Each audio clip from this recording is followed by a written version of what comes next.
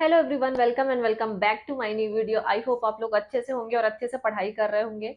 तो जैसे कि अभी एमपीपीएससी 2024 का प्रीलिम्स हुआ है, तो अभी तो फाइनल आंसर की नहीं आई है कि और उसके बाद बहुत सारे लोगों का, क्योंकि सीट्स तो कम है इसमें काफ़ी, और जिनको भी 2025 और 26 देना है, 27 देना है, उनके लिए 2024 का पेपर बहुत अच्छे से एनालाइज करके, क्योंकि 2024 के पेपर में जो थोड़ा-सा नया सिलेबस ऐड हुआ था, उसकी वजह से अननेसेसरी लोगों ने बहुत सारी पीडीएफ्स पढ़ी, बहुत सारी बुक इकट्ठा कर ली।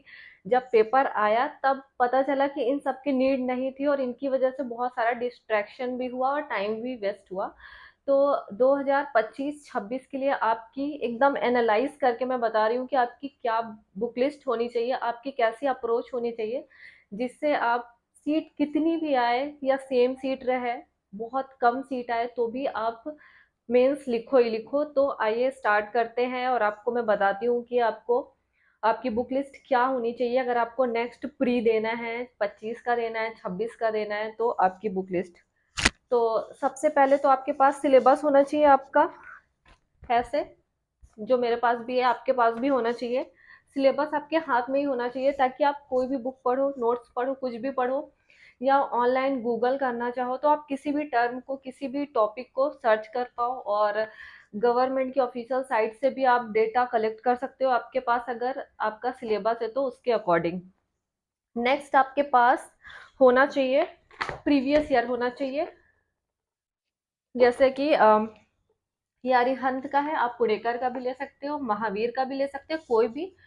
मैटर ये करता है कि आपके पास प्रीवियस ईयर होना चाहिए, तो आप कोई भी ले सकते हो। और किस पब्लिकेशन का ये इतना मायने नहीं रखता, ठीक है।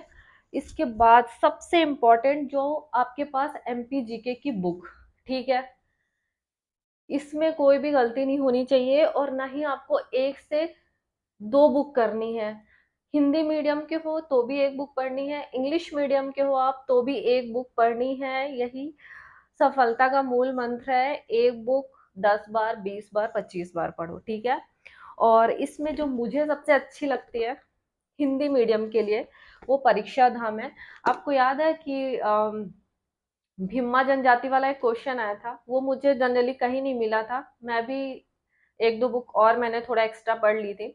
ये मुझे गोवा जाने वाले फैक्ट जो इसमें लिखे हैं गोवा प्लान वाले, उसमें से आया था और उसको मैंने 2 बार टिक भी किया था, उसके बाद भी उसको लास्ट टाइम रिवाइज नहीं कर पाई क्योंकि हम बहुत ज्यादा पढ़ने लगते हैं और उस चक्कर में वो भिम्मा वाला गलत हो गया। इसमें आया था, तो बहुत अच्छी बुक है ये, बहुत अच्छी अपडेटेड रहती है पूरी। तो आपको अगर हिंदी मीडियम के है और हमारे पास ये अवेलेबल है, परीक्षा दाम आती है हिंदी मीडियम में, तो आपको इसी बुक से पढ़ना चाहिए, काफ़ी अच्छी है और मेरी फेवरेट है। तो अगर आपको अभी 25, 26 या 27 को का प्री देना है तो ये 5 यूनिट कवर करती है। आपको भी पता है कि सिलेबस में 5 यूनिट जो है एमपी की है।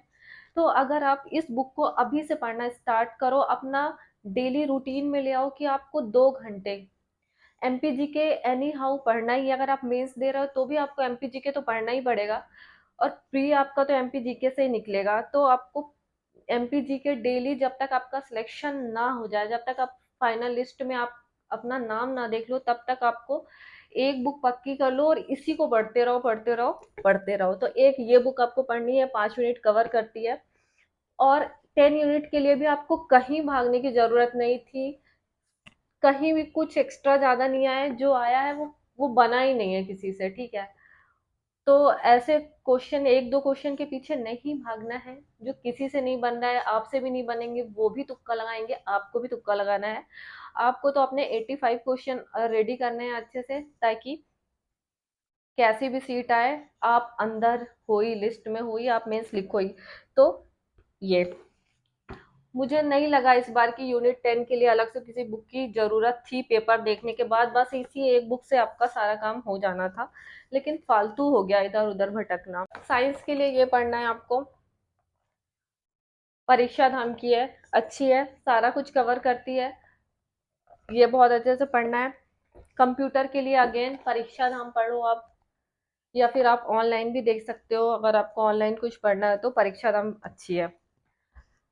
एक ये बुक है जो आपको ऑलवेज अपने साथ रखनी है और पढ़ना ही पढ़ना है। बेसिकली इससे हिस्ट्री और ज्योग्राफी वाला पार्ट है, ठीक है, इससे आप कर सकते हो अच्छे से। क्योंकि अभी जो सभा समिति वाली ऋग्वेद है, ये जो क्वेश्चन जो नया सिलेबस ऐड हुआ है, जो उससे क्वेश्चन आए थे, वो इसके लूसेंट के जो हिस्ट्री वाले फर्स्ट और सेकंड पेज से ही आ गए थे। फर्स्ट पेज से ही दो क्वेश्चन आ गए थे इसमें। और अदर मैंने फर्स्ट यूनिट के लिए एमजीआईसीएस की पीडीएफ पढ़ी थी, नोट्स भी बनाए थे उसके खुद के, लेकिन मुझे ये लूसेंट ही काम आई। और जो अजीब सा आया था, उसमें तो तुक्का ही लगाना पड़ा किसी तरीके से।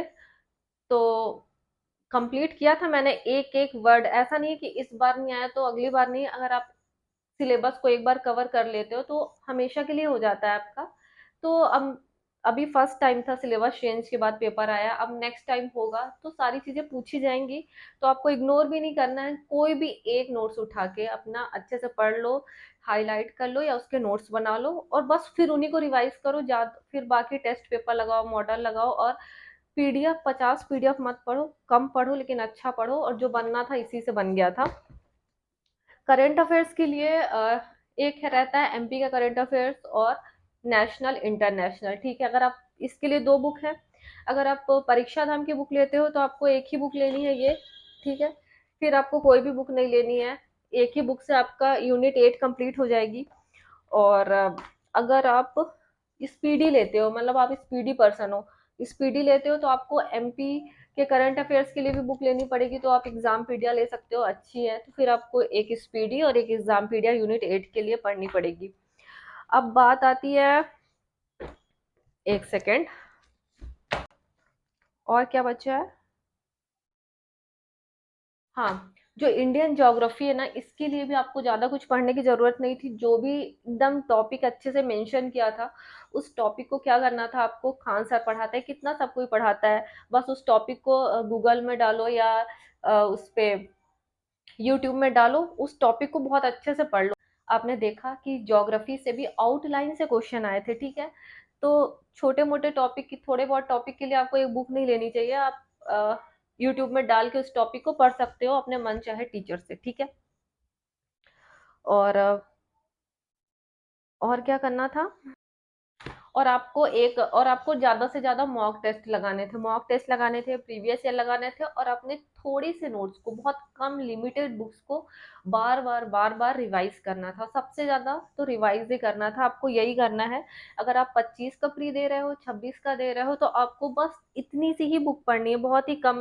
ये तो बस इतनी सी,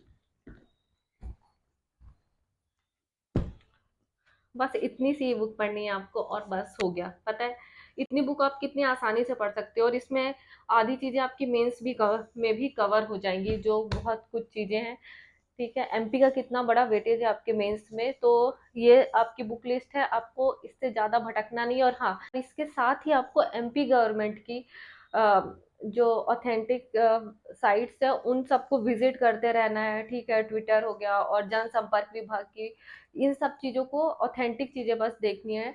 और इसके साथ आपको बहुत ज्यादा कुछ भी नहीं करना है। पीआईबी, कोई भी टॉपिक आपको देखना है करंट से रिलेटेड, पीआईबी में देख सकते हो आप डाल के, ठीक है। तो इस तरीके से आपको पढ़ाई करनी है और बुक का ढेर नहीं लगाना है ज़्यादा, ठीक है।